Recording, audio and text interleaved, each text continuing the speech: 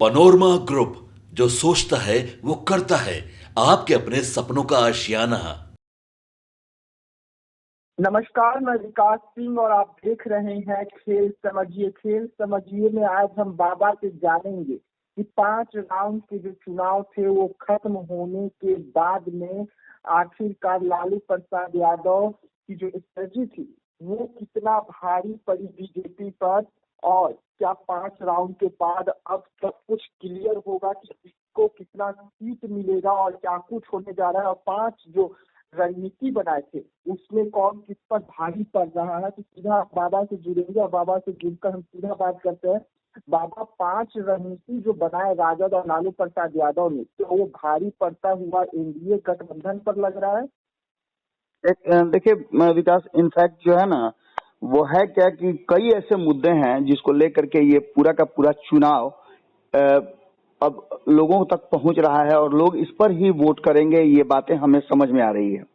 40 लोकसभा सीटों में 24 पर मतदान पूरा हो चुका है और अब इस प्रदेश में ऐसे आधा दर्जन ऐसे मुद्दे हमें नजर आ रहे हैं जिसके इर्द गिर्द ही पूरा चुनाव घूम रहा है।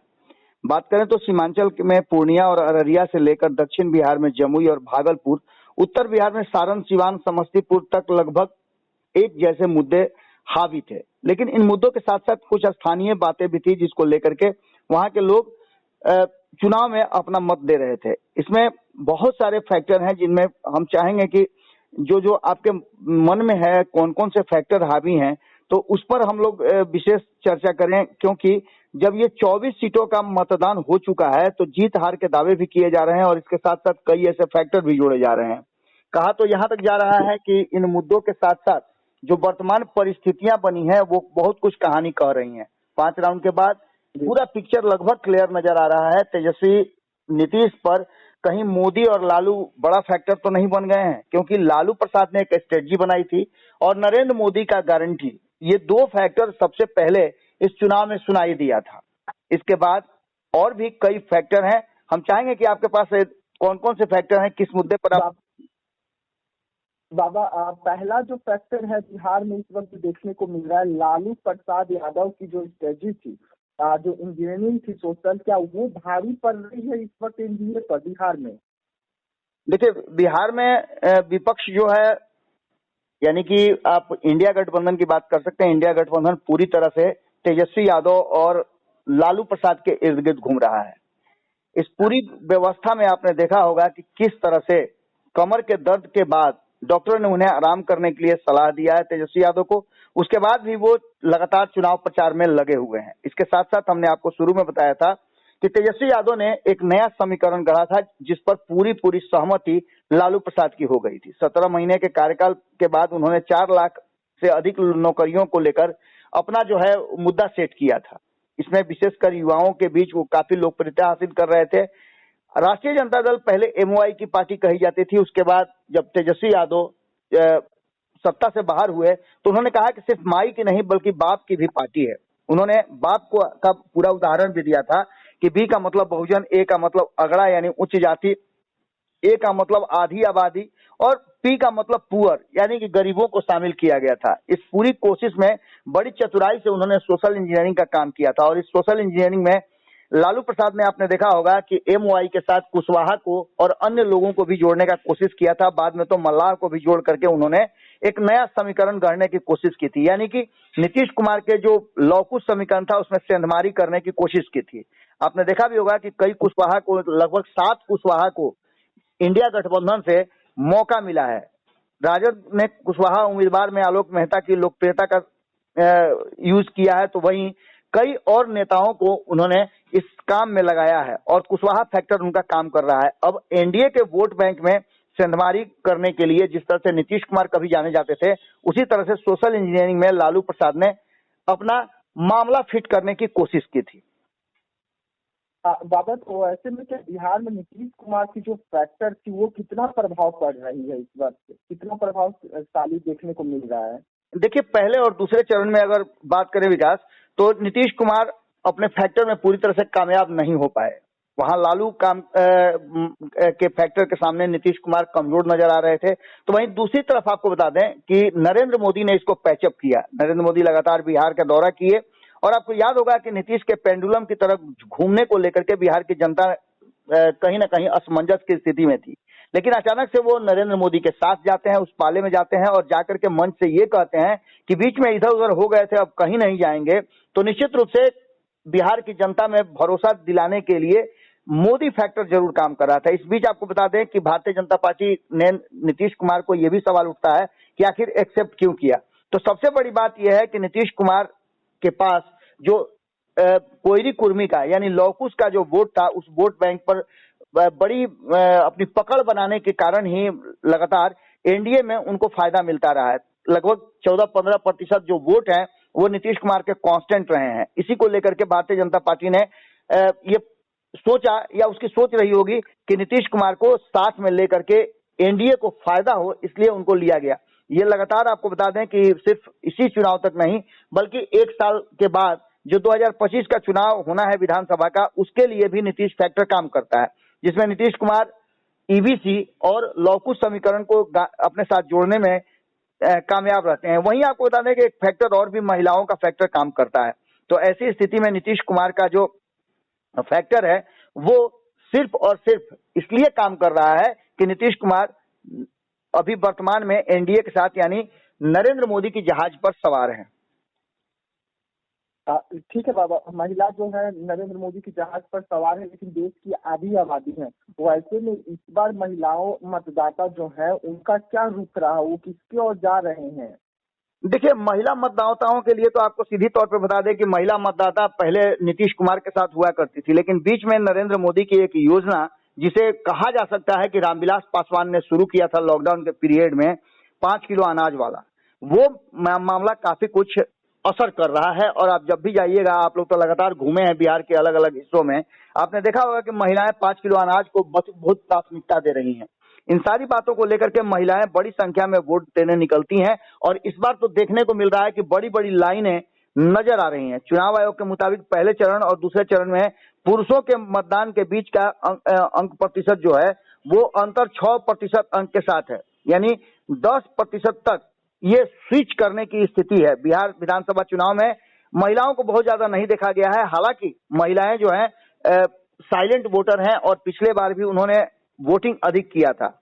कई ऐसे क्षेत्र हैं जहां महिलाओं की अच्छी खासी जो है संख्या है, जो आपने देखा होगा पोलिंग बूथ पर वो खड़ी रहती हैं। मुफ्त राशन काफी पॉपुलर हो गया है, इसको लेकर के भी उज्ज्वला योजना कर लीजिए या नीतीश कुमार की कई योजनाएं हैं जो महिलाओं को 33% आरक्षण देते हैं।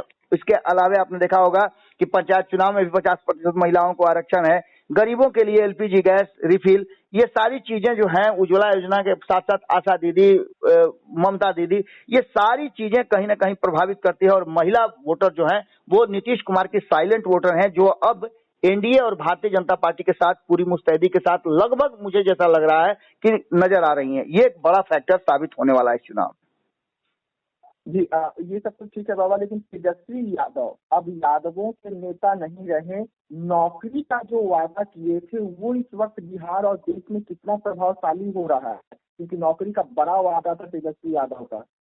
ये देखिए, ये बात तो आपने बिल्कुल सही कही कि तेजस्वी यादव ने कोशिश किया है कि वो यादवों के नेता से ऊपर आकर के बढ़ें। इतना सब कुछ होने के बाद मैंने पहले भी बताया आपको कि इतना दर्द के बावजूद, इन सब बातों के बावजूद उन्होंने जम के चुनाव प्रचार किया है। और सबसे बड़ा फैक्टर कि 17 महीने में 4 लाख लोगों को जो नौकरी मिली है उसको लेकर के वो अपना काफी कुछ भजाने में लगे हुए हैं। हालांकि एक बात और बहुत स्पष्ट मैं बता दूं कि जिस तरह से तेजस्वी यादव चुनाव में मेहनत कर रहे हैं वो 2025 में कहीं एनडीए पर भारी न पड़ जाए, क्योंकि तेजस्वी यादव लगातार जब गांव में जा रहे हैं या फिर लोगों से मिल रहे हैं तो युवा उनसे सीधे कनेक्ट कर रहे हैं। तेजस्वी यादव ने जैसे ही बात की पार्टी भी कहा तो उसके साथ साथ वो कनेक्ट हो रहे हैं। हालांकि ये इस बार के चुनाव और 23 सीटों पर जो चुनाव लड़ रही है राष्ट्रीय जनता दल, उसमें नजर नहीं आया है, क्योंकि राष्ट्रीय जनता दल ने MY समीकरण के साथ साथ जो बात कही थी, इसमें अगड़ा जाति की बात की थी। तो अगड़ा जाति में 4 जातियां हैं, खास करके अगर इनकी बात करें तो उन्होंने इनको तरजीह ठीक से नहीं दी है। भूरा बाल की बात हमेशा कही जाती है, जिसमें भूमिहार राजपूत तो एक एक नजर आ रहे हैं, लेकिन ब्राह्मण और कायस्थ इसमें नजर नहीं आ रहे हैं। ऐसी स्थिति में एक फैक्टर यहाँ जरूर हो सकता है, लेकिन इन सब के बावजूद अगर 2024 में बहुत गहराई से आप देखें तो युवाओं को कनेक्ट करने में कहीं ना कहीं तेजस्वी यादव सफल होते नजर आ रहे हैं। और अगर 2025 में भी 2020 की तरह वो रोजगार को मुद्दा बना दें और 17 महीने के शासन पर अगर लोगों का ध्यान आकृष्ट करने में सफल हो गए तो एक मान के चलिए कि भारी पड़ेंगे एनडीए पर 2025 में। वैसे में तो बाबा सवाल खड़ा होता है कि स्थानीय मुद्दे जो थे उसके गूंज में कहीं मोदी फैक्टर कितना सफल हो पा रहा है बिहार में, क्योंकि स्थानीय मुद्दे में अगर तेजस्वी यादव सफल हो रहे हैं तो मोदी फैक्टर कहाँ जा रहा है। देखिए, स्थानीय मुद्दे तो हमेशा हावी रहे हैं, चाहे लोकसभा का चुनाव हो या विधानसभा का चुनाव। खास करके विधानसभा के चुनाव में स्थानीय मुद्दों के आधार पर ही चुनाव होते हैं कि सरकार ने क्या किया और अगली जो वादे कर रहे हैं आने वाले लोग वो क्या करेंगे। हालांकि सबसे अच्छे विकल्प यहाँ पर नजर आते हैं, लेकिन उन विकल्पों के साथ साथ भाषण में से कुछ नहीं होने वाला है। भाषण में पुरानी बातें दोहराई जाती है। सबसे बड़ी बात यह है कि जो यहाँ फैक्टर काम कर रहा है उसमें स्थानीय मुद्दा बहुत जबरदस्त हावी है। यहाँ मैं यही कहना चाहूंगा कि रोटी पर रोजगार हमेशा भारी पड़ा है। बेरोजगारी की समस्या, पलायन की समस्या आप अच्छी तरह से देख रहे हैं। मोदी ने हिंदुओं को मजबूती का एहसास दिलाया है तो लालू प्रसाद ने सीधे तौर पे अब अल्पसंख्यक समाज को, यानी कि अगर कहा जाए तो मुस्लिम समाज को अपने साथ जोड़ने की बात कही है। हमेशा से आप एक फैक्टर जरूर रहा है एमवाई, और एमवाई फैक्टर के साथ एक तरफ जहां लालू प्रसाद वहीं दूसरी तरफ हिंदुत्व का झंडा लेकर के नरेंद्र मोदी निकले हैं। मोदी कोई फैक्टर नहीं है, ये बातें बिहार के लोग कह सकते हैं, क्योंकि यहाँ रोजगार, पलायन और अन्य तरह की जो समस्याएं हैं वो कहीं ना कहीं हावी रहती हैं। सबसे बड़ी समस्या यहाँ की स्थानीय है और सबसे बड़ी समस्या है यहाँ बाढ़ और सुखाड़। इन सारी समस्याओं का समाधान यदि करने में सफल हो जाते हैं और भरोसा दिलाया जा सकता है तो ऐसी स्थिति में निश्चित रूप से एक बड़े फैक्टर के रूप में। हाँ, एक बात मैं लास्ट में जरूर कहना चाहूंगा कि यहाँ पर अगर देखा जाए तो तेजस्वी और नीतीश ये दो मेन फैक्टर हुआ करते थे। इस बार इन दोनों में एक नया फैक्टर जुड़ा है, लालू प्रसाद, जो कि पूरी तरह से एक्शन में नजर आ रहे हैं। एक्टिव भले ही नहीं हो लेकिन एक्शन उनका नजर आ रहा है और ये एक्शन चुनाव में, वोटिंग में, सब में नजर आ रहा है। यानी कि लालू एक बड़े फैक्टर है। तो वहीं बार बार नरेंद्र मोदी का बिहार का दौरा, जब हम बात कर रहे हैं तब भी नरेंद्र मोदी बिहार में ही है, रात से ही कल यहाँ डेरा डाले हुए हैं और ये पहली बार नहीं दूसरी बार है। तो निश्चित रूप से आप समझ सकते हैं कि ये दोनों फैक्टर सभी फैक्टर पर भारी पड़ने वाले हैं। एक तरफ जहां पलायन है, रोजगार है, नौकरी है, तो वहीं दूसरी तरफ मुफ्त अनाज भी है और इसके साथ साथ आगे का भविष्य भी है। ये भी बिहार के लोग देख रहे होंगे कि अगर केंद्र में नरेंद्र मोदी की सरकार बनती है और बिहार में नरेंद्र मोदी की सरकार है तो निश्चित रूप से बिहार को फायदा जरूर मिलेगा। अब देखना दिलचस्प होगा कि फैसला आखिर किस आधार पर लिया जाता है।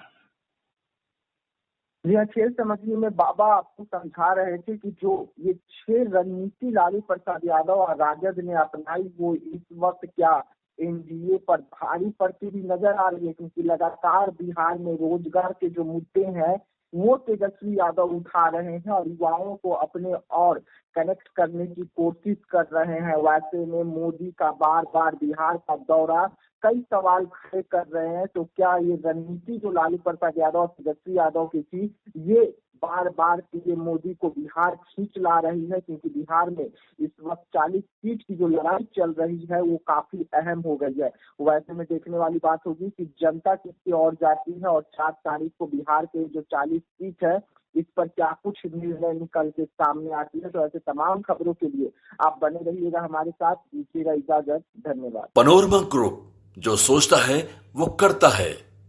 अगर ये वीडियो पसंद आई और वह बिहार के राजनीति और बिहारियत से सरोकार रखेनी तो सब्सक्राइब बटन दबा के चैनल के सब्सक्राइब कर ली।